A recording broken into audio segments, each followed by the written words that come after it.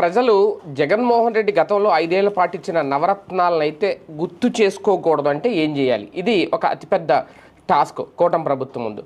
దీనికి నేరుగా రంగంలో దిగారు నారా చంద్రబాబు నాయుడు గారు ముఖ్యమంత్రి హోదాలో. అధికారంలోకి వచ్చి దాదాపు 10 నెలలు అవుతుంది.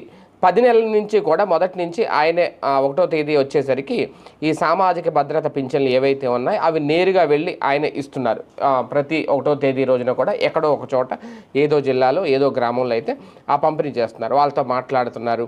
అంటే ప్రజల్లో ఉండే ప్రయత్నం నేనున్నాను అని. ఇక్కడ జగన్కి చంద్రబాబుకి వ్యత్యాసం. ఎప్పుడైనా జగన్ ఇలా వచ్చి పింఛన్ ఇచ్చాడా? ఎప్పుడైనా జగన్ అంటే వాలంటీర్లతో ఇప్పించేశాడు. జగన్ నేరుగా ఎప్పుడు వచ్చాడు? ప్రజలతో ఎప్పుడు మాట్లాడాడు? ప్రజల బాధలు ఎప్పుడు తెలుసుకున్నాడు అని ఒక సంకేతం.